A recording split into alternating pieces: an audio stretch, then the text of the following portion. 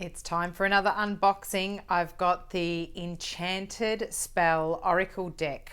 It's got Medieval Hedgewitch Magick by Priestess Moon. And this one is a Rockpool Publishing deck. It says on the back, use your intuition and be guided by the natural wisdom of the medieval world with these 36 unique illuminated cards and accompanying book, brimming with botanical information, symbolic meaning, and kitchen magic. Allow the divine priestess to help you create the life you want through bewitching recipes, rituals, and spells. Priestess Moon is an artist, author, and kitchen witch. And as I said, it says rockpoolpublishing.co. So that's the deck. Nice box. Let's get into it.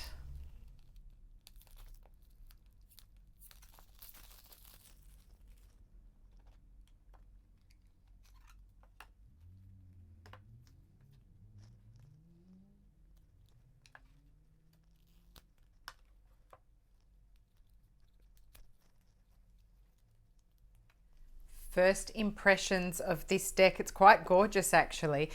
It's a nice size. You can see here, if you're looking at my hand, that it's about the size, so it's going to be quite nice for shuffling. The cards are a little thin for my liking with an oracle one. It's hard to see, but they're not quite perfect, strong quality cards, so there's a possibility of them bending, but I do think they'll wear okay. They're not cheap, for example, and really thin, but yeah, they just don't really have as much thickness as you may get in some oracle card decks, so that's just something to note. I see that the printing quality is good though, so that's something that I would say. Nice bold colors. There's the booklet, which is really concise, that comes with the set as well.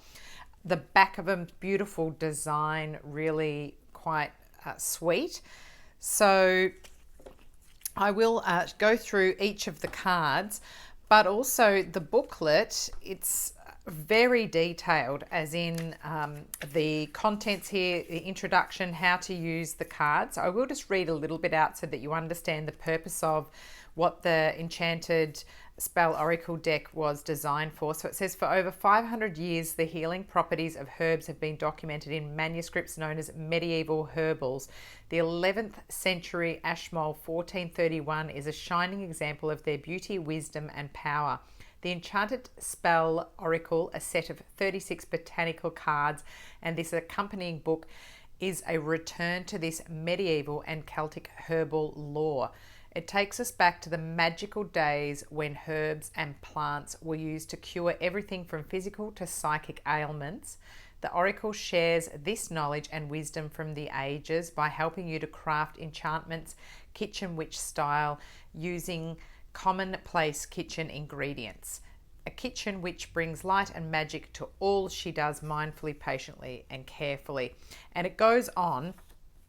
It gives you some information here on the Celtic zodiac as well. So let's have a look at a few of the cards and then I'll come back to the booklet here. So the cards are, yeah, as I said, lots of bright colors, very bold. So starting with this card as the abundance card, they're in alphabetical order as well, which is how they're presented in the booklet too.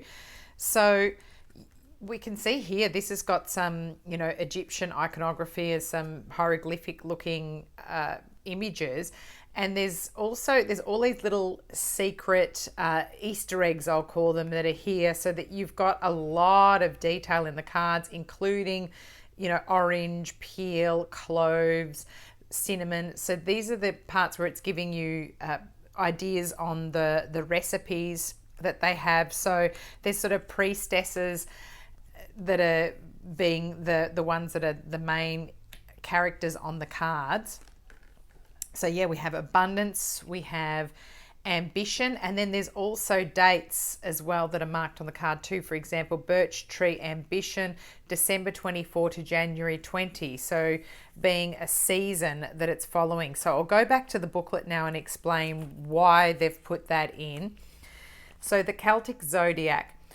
Peppered throughout the oracle are 13 priestesses who represent the Celtic tree zodiac and their corresponding trees and times of the year. Each tree and date relates to a certain personality type, much the same as the zodiac in astrology. The Celtic tree zodiac is a tradition born in the northern hemisphere and whose explanation is dependent upon the turn of the seasons. As a result, the Celtic zodiac dates for the time you were born remain northern hemisphere specific.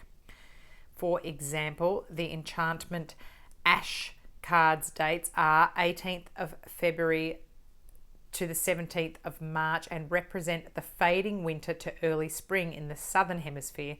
The same dates represent fading summer and early autumn, but if you were born between these times, you are still considered an Ash Celtic tree sign, despite the seasonal difference. So that gives you the difference. As I'm down in the southern hemisphere, so you would still be specific to the time of year that the season is in the northern hemisphere. So it's quite interesting the way that they've done it. So there's also a guidance as well for each card, so not just a reference to this Celtic type of zodiac that they're using, but there's also special information on all these little Easter eggs that are here, which is quite beautiful too. So there's also a way of blessing your deck, which I've done with my incense and candle here. A nice information on ideas of how to use the cards. So a type of layout by shuffling the cards and thinking of a question. Some examples, so a past, present and future way of reading. A crescent moon layout describes quite nicely about cleansing your space beforehand if there's somebody that doesn't do that. But an example of what these cards are, for example, the abundance card, it will include, so each card has something like this, the cinnamon, which is what it's talking about. So abundance, wealth, money and income is what this one represents. Cinnamon, which is mentioned here, and it talks about cinnamon's rich warming fragrance. So it goes on about the importance of cinnamon and cinnamon's use in money and success spells. And then it says the symbolism of the card. So the priestess of abundance is surrounded by symbols of plenty. Gold coins and decorative pillars suggest luxurious surroundings. And it goes on to talk about the cinnamon cloves, the herbal wheel that's around her. And then there's a divination. So when the priestess of abundance appears, it is time to start thinking about creative ways that you can generate wealth in your life. For example, these are the ones that they've got. And so each one then has a cinnamon money spell. So you can also have a spell in here with by using the ingredients that they've got and the source of where it has come from. So it says on a new moon, take a large raw potato and cut in half. Scoop out the flesh from the middle of each piece with a teaspoon and place a generous amount of dried or powdered true cinnamon in the hollow. Secure the potato back together with 8 toothpicks and plant the potato underneath a fast-growing herb seedling such as rosemary or basil. As the herb grows and the moon swells to full, so will your sense of abundance. So it talks about as well how to purchase the cinnamon, and it's extremely detailed booklet if you wanted to go down that path. But also if you wanted to read them just as an oracle, you would just go to the divination section. For example, I'll pick a card here of good fortune, and if you pick the divination, when the good fortune card appears, a synchronous event is on its way. Good fortune favors a lucky chance, so look out for some surprising treats and wonderful experiences when you draw this card. Think of all the lucky things good fortune will bring you and maybe already has. So that's the way that you would read that. But let's just have a look through the rest of the deck. We've got beauty, a nice harp on it. Clarity, again, this has got the chamomile, echinacea, ginger, rosemary, St. John's wort and thyme related to that card. We've got contemplation, divination. This is mentioning hazel, jasmine, others. Another one with the ash tree that was mentioned with the February 8th, March 17th. That's the one that was talked about in the book. So that if your dates, that's what you correspond to. Energy, faith, and there's some nice messages on the top here as well. Fertility, good fortune, happiness, healing, illumination, innocence, inspiration. This one's for the May 13th to June 9th. Integrity, intellect, intuition, January 21st to February 17th. Love, that's a beautiful one from the cover. Luck, luxury, September 2nd to September 29th. Magic, opulence, patience, April 15th to May 12th. That's getting in our season that we're in now. So willow, patience, that's probably for all of us. Prosperity, protection, nice with the lily, lavender, nice. Purity, October 28th to November 24th, my birthday season. So this must be me. Read and purity. Rebirth, ritual,